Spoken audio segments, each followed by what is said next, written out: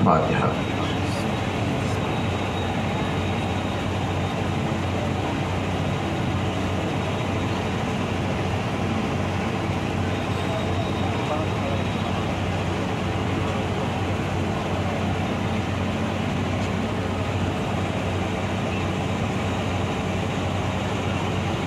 اعوذ باللہ من الشیطان اللعین الرجیم، بسم اللہ الرحمن الرحیم۔ یا من ذکرہ شرف للذاکرین، الحمدللہ رب العالمین، والصلاة والسلام علی اشرف الانبیاء والمرسلین، سید العرب والعجم، جسمہ مقدس معطر مقدم، نور الہدی مصباح الظلم، شفیع الامم، صاحب الجود والکرم، مولانا ابی القاسم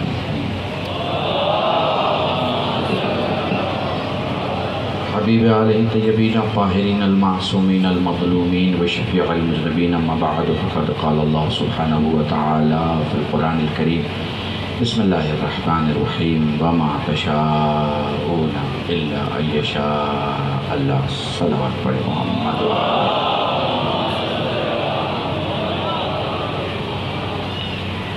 بے پناہ شکریہ تمام حضرات کی محبت کا، بے پناہ شکریہ تمام لوگوں کی عقیدت کا۔ گزر جیسا آپ نے کہا کہ مجھے کل ہی نکلنا ہے کربلا معلی کے لیے، اور میں نے کہا کہ ایسا مسئلہ ہے کہ ہمیں ممکن ہے کہ میں نہ پہنچ پاؤں میرا پیسہ، تو گزر نے کہا کہ وہ ڈیٹ میں بتا رہا ہوں، آنا آپ کا کام ہے، لوگ آپ کا انتظار کریں گے، آپ آ جائیے۔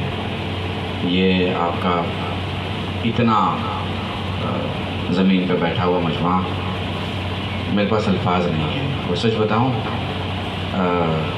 یہ جو گرمی ہے نا، یہ گرمی آپ کا کچھ نہیں بگاڑ سکتی، چونکہ دل میں علی کی محبت کی ٹھنڈک ہو تو پھر کوئی گرمی ہمیں اپنی شکنجے میں نہیں لے سکتی۔ جنہیں بھی محشر میں بیٹھ کے دوسروں کا حساب کتاب دیکھنا ہے، وہ فرش عزا سمجھ کے بیٹھ جائے۔ مجھے پتہ ہے یہاں کچھ بچھا نہیں ہے، ہو سکتا ہے کوئی زمین خالی ہو سکتا ہے کہ آپ کو بیٹھنے میں تکلیف ہو۔ اپنے دل کے اطمینان کے لیے شام غریباں کے حالات ذہن میں لے آنا، تو کھڑے ہونے کی خواہش نہیں ہوگی، بیٹھنے کی ہوگی۔ میں ہمیشہ اپنے تقریروں میں، اپنے مجمع میں کہا کرتا ہوں، جو لوگ شیعہ نہیں ہوئے ہیں اور سن کے شیعت کی طرف آ رہے ہیں، انہیں کھڑے ہونے کی اجازت ہے، وہ دیکھیں کہ ہم کیا بولتے ہیں۔ مگر جو شیعہ ہیں وہ بیٹھ کے سنیں، کیونکہ ہمارے یہاں دیکھا نہیں جاتا، ہمارے یہاں سنا بھی جاتا ہے اور دیکھا بھی جاتا ہے۔ مجھے احساس ہے 20-22 منٹ ٹھیک رہے گا؟ بزرگ نے مجھ سے کہا آدھا گھنٹہ، اس وقت 5:45 ہو رہا ہے، اور یہ تقریر ہے۔ جنرلی تقریر میں مقرر کو چاہیے کہ وہ 20 سے 22 منٹ میں اپنی بات کہہ لے، اور عوام کو بھی چاہیے کہ وہ سمجھ لے۔ ایسا نہ ہو کہ مولانا سمجھانے میں 1 گھنٹہ پڑھے، کیونکہ اس میں مولانا اگر 1 گھنٹہ پڑھتے ہیں تو اس میں آپ کی جو ہے وہ کمی رہتی ہے۔ آپ ٹھیک سے سنیں گے تو 20-22 میں وہ سنا دے گا جو اسے سنانا ہے۔ اب آپ سمجھنے کو ہی تیار نہیں رہیں گے تو کوشش کرے گا کہ کچھ اور پڑھ کے سمجھا دے گا۔ تو بات کرتے ہیں، یہاں سے شروع کرتے ہیں، پھر ایک چھوٹا سا موضوع میں آپ کے سامنے بیان کروں گا اور ربط مسائل پہ آ جائیں گے۔ وقت بہت کم ہوتا ہے، مجھے پتہ ہے آپ دور دور تک بیٹھے ہوئے ہیں، بہت دور سے آئے ہیں، صبح سے آئے ہیں، تھکے ہوں گے، مگر ابھی تو آپ نے جناب سکینہ کی شہادت کی تاریخ منائی ہے نا، تو مجھے کسی ریفرنس کی ضرورت نہیں ہے، مجھے پتہ ہے کہ آپ سب بڑی محبت سے سنیں گے۔ یہاں سے شروع کرتے ہیں۔ سونا بہت مہنگا ہے، سونا بہت مہنگا ہے، مگر سونے سے زیادہ شرافت مہنگی ہوتی ہے۔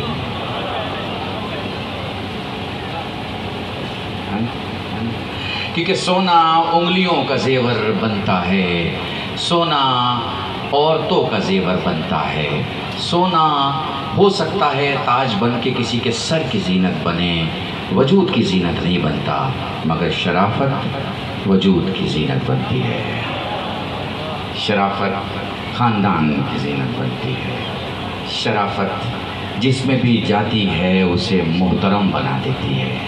پھر یہ دیکھو نا کہ یہ شرافت آتی کہاں سے ہے، تو ہم نے اسٹڈی کیا تو پتہ چلا کہ شرافت ماں کی طرف سے آتی ہے۔ قسم خدا کی اگر تم نے نہیں سمجھا تو پھر کوئی نہیں سمجھے گا۔ شرافت ماں کی طرف سے آتی ہے۔ میں نے پوچھا کہ شرافت کس نعمت کا نام ہے؟ پتہ چلا کہ شرافت ماں کی طرف سے آتی ہے، مگر اللہ نے اسے جس کیس میں، جس باکس میں بند کر کے بھیجا ہے اسے طہارت کہا جاتا ہے۔ سمجھ رہے ہو نا؟ میں نے پوچھا یہ طہارت کہاں سے آتی ہے؟ کسی دکان پہ ملتی ہے، کسی شہر میں ملتی ہے، یہ مذہبی معاملات میں لباسوں کی جگہ کرتے پائجامے اور احرام کی طرح ہوتی ہے، مولویوں کی ابا قبا اور امامے کی طرح ہوتی ہے؟ بتایا گیا نہیں، یہ تو صرف علی کی ولایت سے آتی ہے۔ میں نے پوری مجلس تمہارے درمیان پڑھ دی، خدا کی قسم، یہ صرف علی کی ولایت سے آتی ہے۔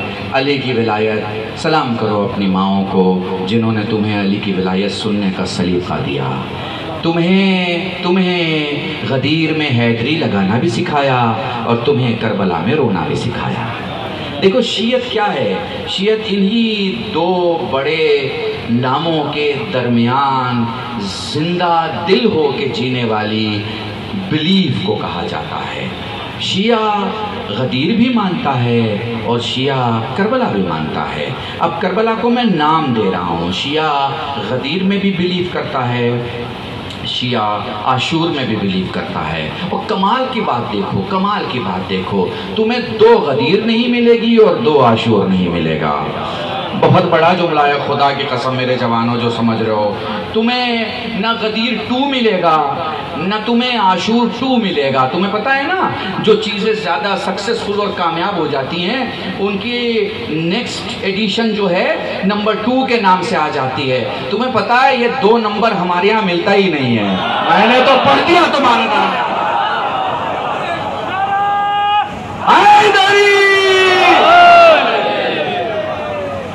ہمارے یہاں نہ غدیر نمبر 2 ہے نہ ہمارے یہاں عاشور نمبر 2 ہے، یہ دونوں ایک ہے، دونوں میں بڑا رشتہ ہے۔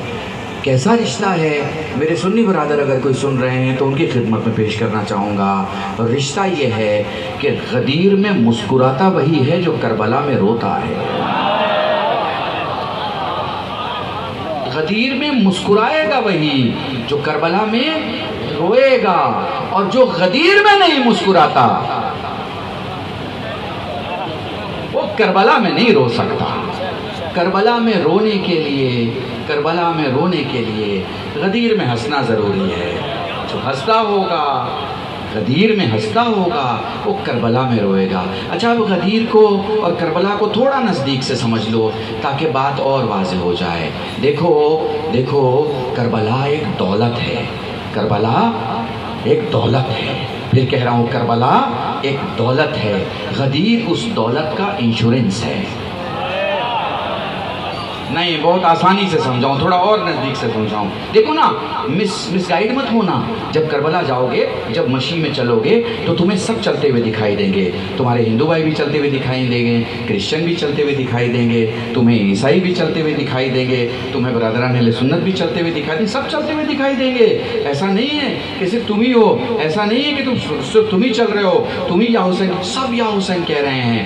مگر دیکھ لو نزدیک جا کے دیکھ لو کہ اگر اس کی آنکھیں حسین کے نام پہ تڑپتی ہیں تو اس کا دل علی کے نام پہ مسکراتا ہے کہ نہیں مسکراتا ہے؟ محسوس کر پا رہا ہوں میں کیا کہہ رہا ہوں؟ نہیں ذرا اور نزدیک کی مثال تو یہ جو میرے بچے بیٹھے ہیں، باپ نے ماں کے کہنے پر بچے کو 6 کروڑ کی مرسڈیز دلا دی، بچہ بہت خوش ہے، مگر مرسڈیز کے ایجنٹ نے بتایا کہ سر وہ امپورٹنٹ انشورنس اگر کر لیجئے گا تو آپ کو لائف بھر پیسہ نہیں دینا پڑے گا، جب بھی گاڑی میں کچھ گڑبڑ ہوگا ہم مفت میں آپ کو فیسیلیٹی پرووائڈ کریں گے، اور اگر کبھی ایکسیڈنٹ ہو گیا خدا نہ کرے تو ہم آپ کو نئی گاڑی دے دیں گے۔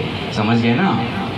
تو اس نے کہا اچھا پھر کتنے پیسے دینے پڑیں گے؟ ان کا اگر ایک مشت دینا ہے تو یہ پیسہ دینا ہے، اور اگر مہینے مہینے دینا ہے تو یہ پیسہ دینا ہے، اور سال سال میں دینا ہے تو یہ پیسہ دینا ہے، زندگی بھر کے لیے اگر آپ کو چاہیے تو ہماری گارنٹی کے سامنے فل جو ہمارا انشورنس ہے وہ اتنے پیسے کا بنتا ہے۔ اب بتاؤ اس نے 6 کروڑ کی گاڑی خریدی اور پتہ نہیں کتنے لاکھ کا انشورنس لے لیا۔ میں نے پوچھا اب ضرورت کیا تھی انشورنس کی؟ نئی گاڑی ہے، کون سی خراب ہو جائے گی، 4 چکے بھی نہیں ہیں، 5 چکے ہیں، ہوگی تو دیکھا جائے گا۔ ان کا نہیں مولانا، ایسے انداز میں زندگی نہیں جی جاتی، کیا پتہ کب کیا ہو جائے، اس لیے انشورنس لینا بہت ضروری ہے تاکہ کبھی کوئی گڑبڑ ہو تو انشورنس ہمیں سیکیور کر لے۔ فضلہ تیسرے دن ہی ایکسیڈنٹ ہو گیا، گاڑی کے دونوں دروازے باہر نکل گئے، بچے کی جان بچ گئی۔ اب معلوم ہوا کہ صاحب گاڑی تو بڑی مہنگی تھی، اب کیا ہوگا؟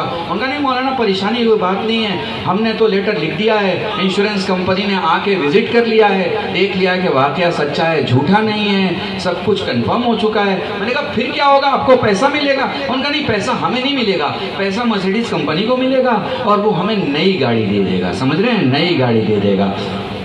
اس فلسفے کو بڑے نزدیک سے سمجھنا، خدا کی قسم جو کہنے جا رہا ہوں تمہاری زندگی کے لیے ہدیہ ہے، صرف اس تقریر کے لیے نہیں۔ تو دیکھو یہ غدیر کا احساس جن کے دلوں میں ہوتا ہے نا، جب یہ محشر کے میدان میں غدیر کے انشورنس اپنے اعمال کے ساتھ لے کے جائیں گے تو ہوگا یہ کہ فرشتہ کہے گا تیرا رکوع ٹھیک نہیں ہے، تیرا سجدہ ٹھیک نہیں ہے، تیرا قیام ٹھیک نہیں ہے، تیرا قعود ٹھیک نہیں ہے، تیرا وضو ٹھیک نہیں ہے۔ یہ کہے گا غدیر تو میرے پاس ہے۔ سمجھ رہے ہیں میری بات؟ تو درود پڑھے محمد